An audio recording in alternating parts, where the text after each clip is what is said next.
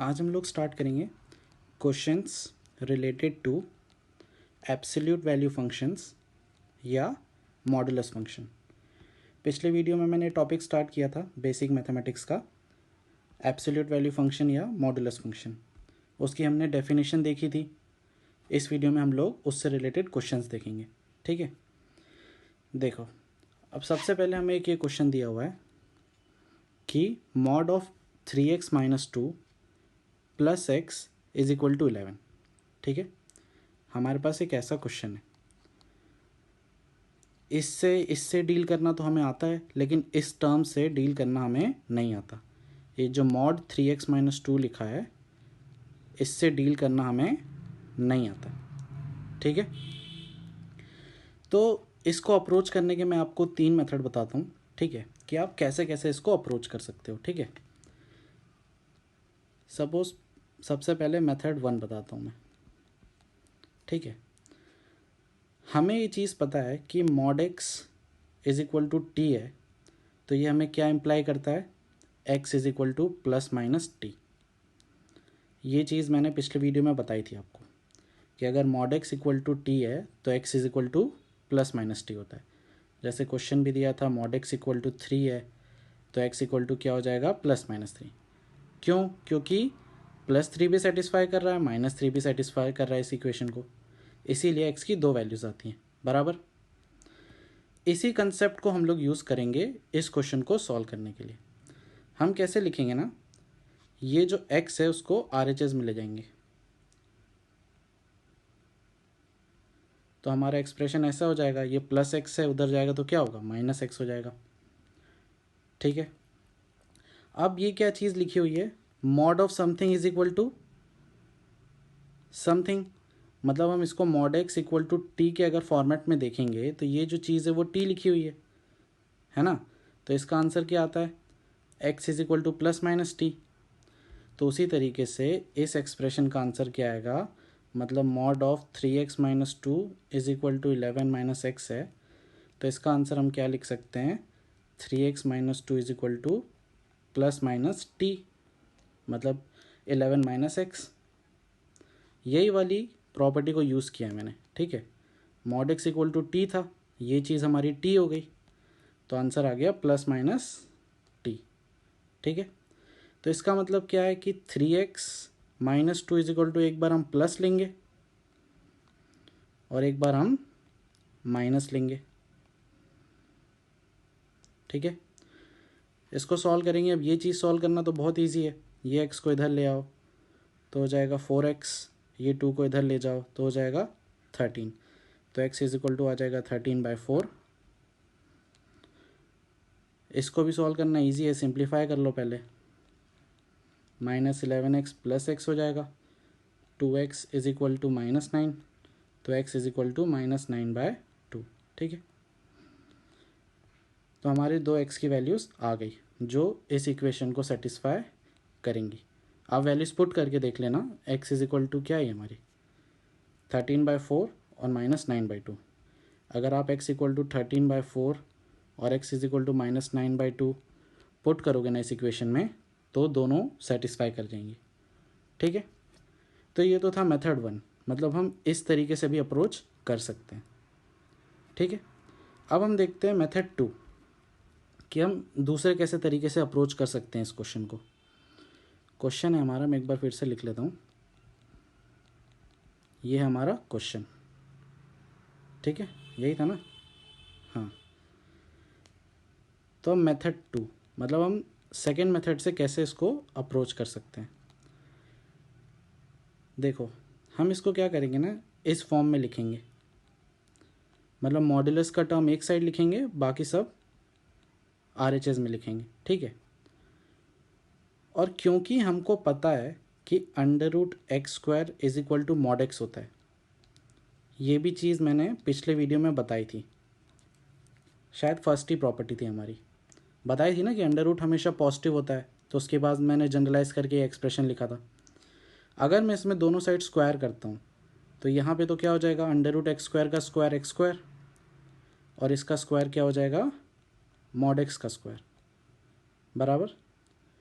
तो यहाँ से मुझे क्या पता चलता है कि मॉड एक्स का स्क्वायर एक्स स्क्वायर के ही बराबर होता है। क्या पता चलता है मुझे कि मॉड एक्स का स्क्वायर है वो किसके बराबर होता है, एक्स स्क्वायर के ही बराबर होता है। तो हमारा मेन मोटिव है क्या, ये मॉड को हटाना ही है ना। देखो ये मॉड ही हमारी दिक्कत है, मैंने आपको पहले भी बताया, ये मॉड जब आता है तो कैसे सॉल्व करना है ये हमको नहीं आता है।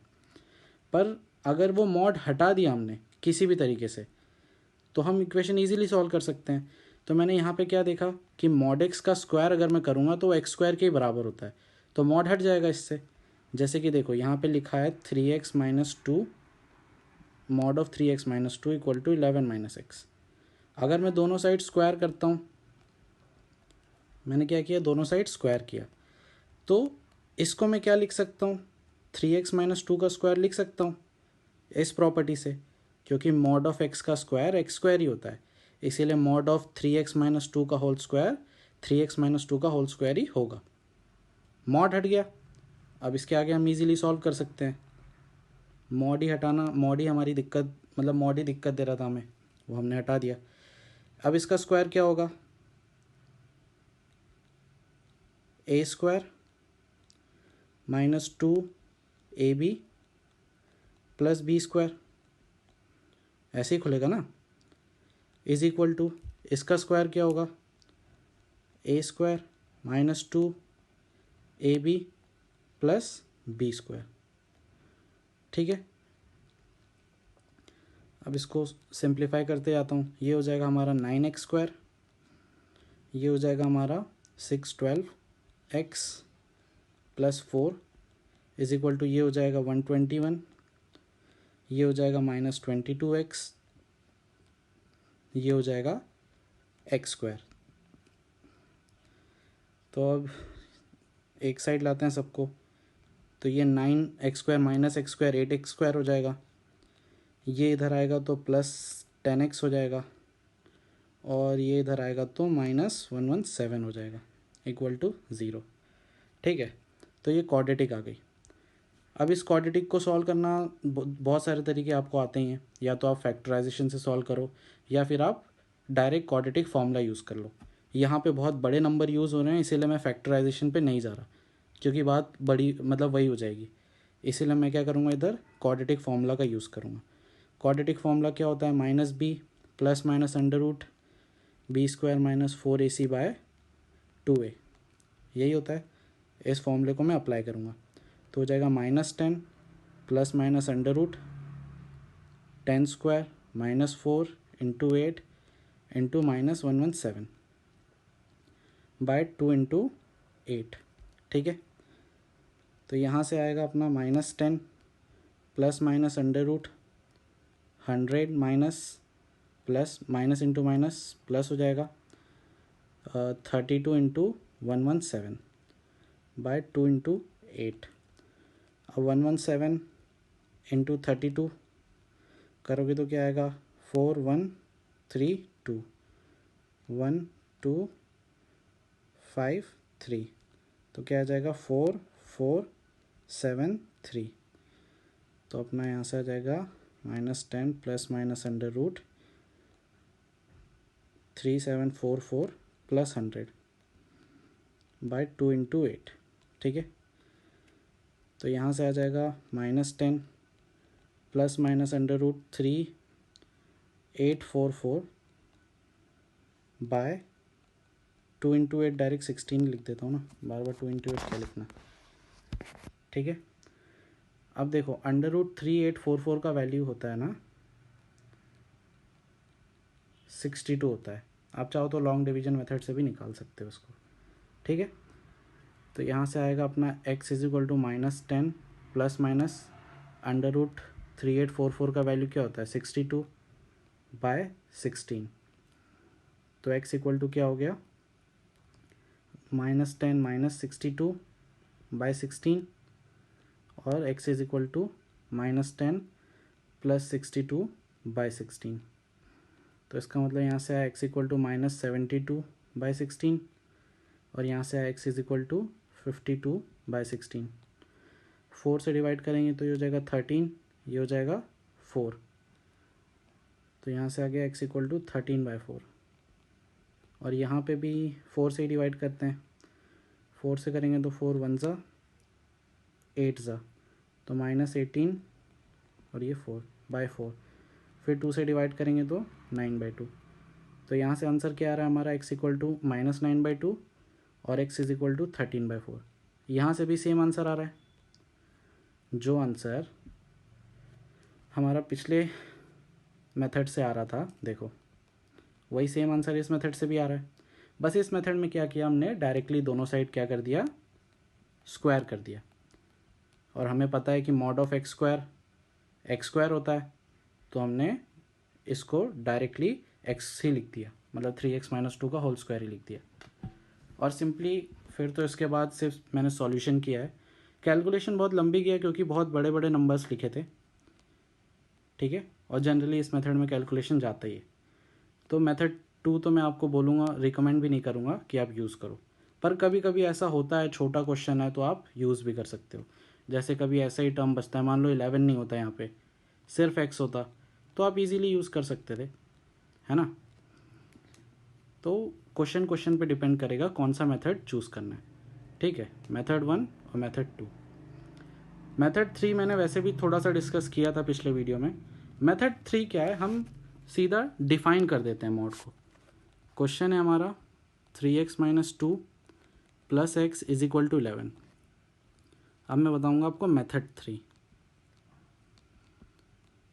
मेथड 3 में हम क्या करते हैं ना, मॉडुलस को डिफाइन कर देते हैं।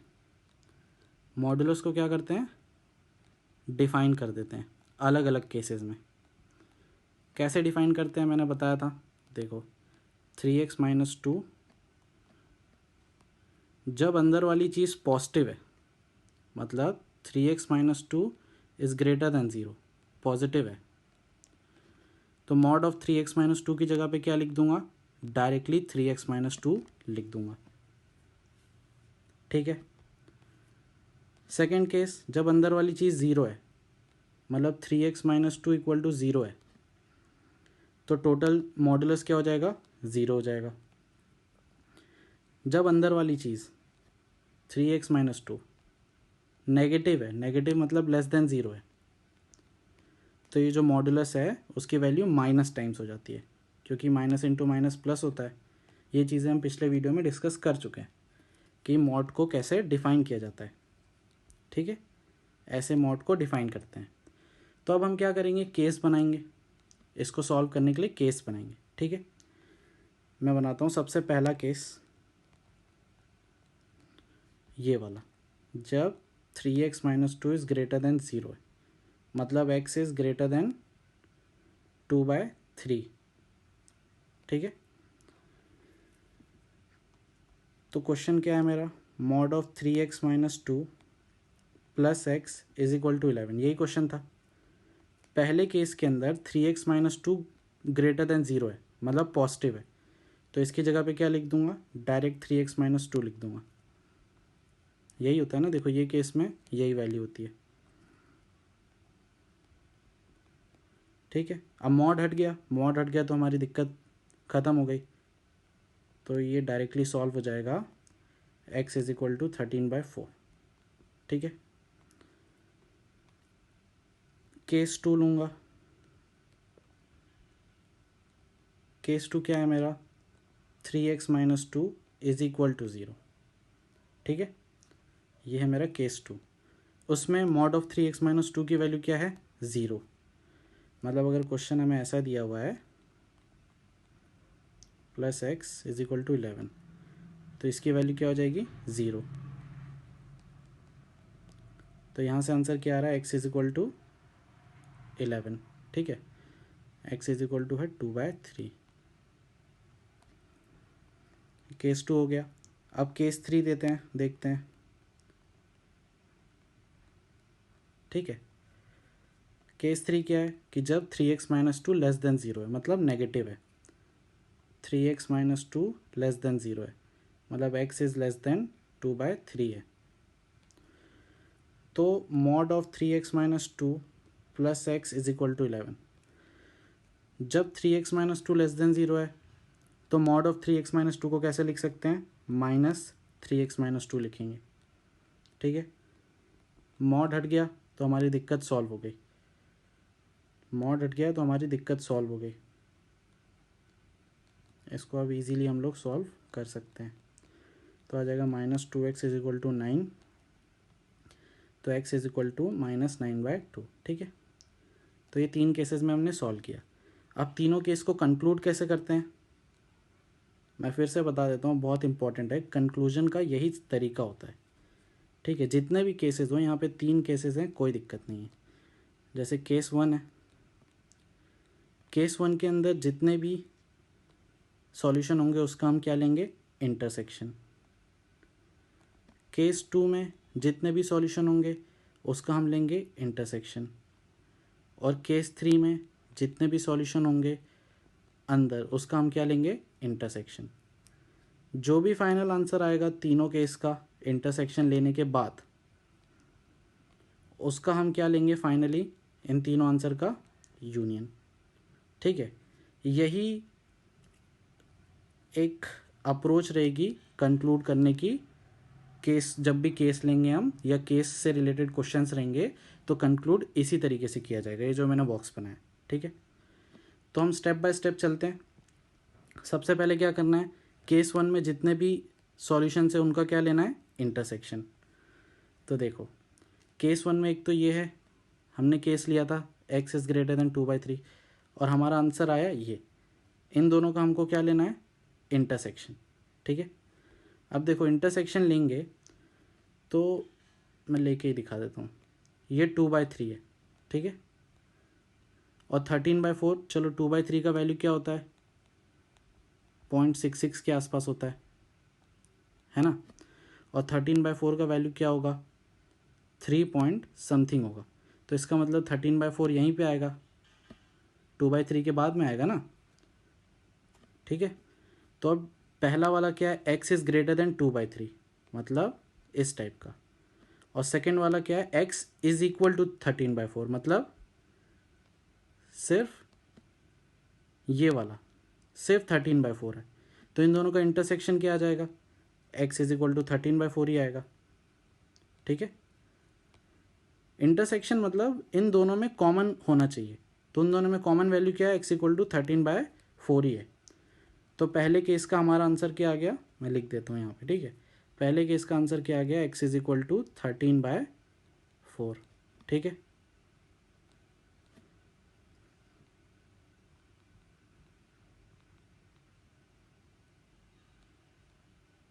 ठीक है, अब सेकेंड केस को देखते हैं हम। सेकेंड केस में क्या है, x इज इक्वल टू 2/3 है और x इज इक्वल टू 11 है। इन दोनों का हमको क्या लेना है, इंटरसेक्शन लेना है। विद इन केसेस इंटरसेक्शन लेते हैं। तो x इज इक्वल टू 2/3 और x इज इक्वल टू 11, कोई कॉमन सॉल्यूशन है क्या, इक्वालिटी है ना, तो कोई कॉमन सॉल्यूशन नहीं है, क्योंकि एक्चुअली में 2/3 तुम करोगे तो यहाँ पे आ रहा है और 11 यहाँ पे आ रहा है, दोनों में कोई भी कॉमन सॉल्यूशन नहीं है। तो यहाँ से तुम्हारा आंसर आएगा नो सॉल्यूशन, यहाँ से तुम्हारा आंसर आएगा नो सॉल्यूशन, क्योंकि x इक्वल टू 2/3 और 11 बराबर हो ही नहीं सकते, कोई इंटरसेक्शन नहीं है। तो यहाँ से हमारा आंसर आ गया नो सॉल्यूशन। ठीक है, केस 3 देखते हैं। केस 3 में इन दोनों का इंटरसेक्शन देखते हैं। अब 2/3 यहाँ पे, ठीक है, तो x इज़ लेस देन 2/3, मतलब ऐसे जाएगा सर्कल यहाँ पे, और -9/2 यहाँ पे आएगा। तो इन दोनों के इंटरसेक्शन में, इंटरसेक्शन के बाद हमारा आंसर क्या आएगा, x इज इक्वल टू -9/2 ही आंसर आएगा, क्योंकि इन दोनों सॉल्यूशन में x इज इक्वल टू -9/2 ही कॉमन है। इंटरसेक्शन मतलब कॉमन सॉल्यूशन। ठीक है, तो यहाँ पे आंसर आ गया हमारा थर्ड केस का, x इज इक्वल टू -9/2। ठीक है, अब इन तीनों का यूनियन लेंगे तो हमारा आंसर आएगा x is equal to 13/4 union x is equal to -9/2। Union मतलब क्या होता है, और ही होता है ना, या जो भी बोलो। ठीक है, तो x इज इक्वल टू 13/4 और x इज इक्वल टू -9/2। ठीक है, तो ये हमारा तीसरा मेथड था और यहाँ से भी हमारा वही आंसर आया जो पहले 2 मेथड्स में आंसर आया था। ठीक है, तो अब तुम बोलोगे कि मेथड 3 सबसे कंफ्यूजिंग लग रहा है, तो मेथड 3 बताए क्यों, या सबसे आसान अगर मेथड 1 है, सबसे आसान अगर मेथड 1 है हमारा, क्योंकि अब तक तुमको सबसे इजी यही लगा होगा, या थोड़ा अगर तुम देखोगे तो मेथड 2 भी तुमको इजी लगा होगा। ठीक है, मतलब मॉडरेट मान लेते हैं इसको। और मेथड 3 तुमको क्या लगा होगा, सबसे टफ लगा होगा, है ना, सबसे डिफ़िकल्ट यही लगा होगा। लेकिन सबसे ज़्यादा यूज़ मेथड 3 ही होगा, इसीलिए मैं उसको बता रहा हूँ। ठीक है, क्यों सबसे ज़्यादा यूज़ यही होगा, सपोज़ अगर इस टाइप के आगे हम क्वेश्चंस देखेंगे, ये तो यहाँ पे तो एक ही मॉड्यूलस था ना, कभी 2 मॉड्यूलस आ गए क्वेश्चन में, या फिर 3 मॉड्यूलस आ गए क्वेश्चन में, जैसे मान लो x-2 suppose 2x-3 -x-3 is equal to 4। ठीक है, मान लो इस टाइप के क्वेश्चन, एक तो ये एक तो ये, यहाँ पे क्या है, 2 मॉड्यूलस हैं। ठीक है, एक ये मॉड्यूलस है, एक ये मॉड्यूलस है। तो अगर तुम इसको मेथड 1 से तो कर ही नहीं सकते, तो इसको तो भूल जाओ, ये क्वेश्चन जो है वो मेथड 1 से नहीं हो सकता। मेथड 2 से ट्राई कर सकते हो इस क्वेश्चन को, बहुत लेंदी जाएगा लेकिन ट्राई हो सकता है। लेकिन ये वाला क्वेश्चन जो है वो ना तो मेथड 1 से होगा, ना तो मेथड 2 से होगा, ये वाला क्वेश्चन मेथड 3 से ही होगा, और ये वाला भी मेथड 3 से हो ही सकता है। मतलब मेथड 3 से सारे क्वेश्चन हो सकते हैं। मेथड 3 से क्या है, सारे क्वेश्चन हो सकते हैं। ठीक है, इसीलिए मेथड 3 ज़्यादा इम्पॉर्टेंट है, क्योंकि अगर तुम मॉड्यूलस डिफाइन कर दोगे तो तुम कोई भी क्वेश्चन कर सकते हो ना। हमारा मेन तो मकसद क्या है, मॉड्यूलस हटाना। तो मेथड 3 से तुम सारे क्वेश्चन कर सकते हो, लेकिन मेथड 1 या मेथड 2 से कुछ क्वेश्चन होंगे, कुछ नहीं होंगे। ऐसा मेरा बताने का ये मकसद था। जैसे कि तुमने देखा कि ये क्वेश्चन जो यही वाला क्वेश्चन था हमारा, ये वाला, इसको हमने मेथड 1 से भी किया, मेथड 2 से भी किया और मेथड 3 से भी किया। नो डाउट मेथड 3 से सारे ही क्वेश्चन हो जाएंगे, तो उसको तो तुम छोड़ दो, लेकिन लेंदी गया ना ये क्वेश्चन। मेथड 3 से भी मैंने किया तो काफ़ी लेंदी गया, और मेथड 1 से किया मैंने तो काफ़ी छोटा गया। तो कभी भी तुमको ऐसा कोई क्वेश्चन दिखे जहाँ पे सिंगल मॉड्यूलस है, तो तुम ज़रूरी नहीं है मेथड 3 ही यूज़ करो, तुम मेथड 1 और 2 भी यूज़ कर सकते हो। अगर तुमको लग रहा है कि वो क्वेश्चन बहुत ईजीली सॉल्व हो जाएगा, जैसे सपोज इस टाइप का क्वेश्चन है, मैंने अभी भी इस बात की चर्चा की, सपोज इस टाइप का क्वेश्चन है, या यहाँ पे 0 भी हटा दो, तुम 4 ले लो। ठीक है, तो इस क्वेश्चन को भी तुम क्या कर सकते हो, बहुत ही इजीली फर्स्ट मेथड से कर सकते हो। ऐसा लिखो तो 2x-3 हो जाएगा तुम्हारा +-4 + 3x। एक बार प्लस लेना, एक बार माइनस लेना, आंसर आ जाएगा। तो बहुत छोटा हो गया। ठीक है, लेकिन जब भी 2 मॉड्यूलस या 3 या 4 मॉड्यूलस आएंगे ना, तो हमको मेथड 3 को ही यूज़ करना पड़ता है। ठीक है, मेथड 3 तुम्हारा, तुम मान लो ब्रह्मास्त्र है, हर बार ही चलेगा।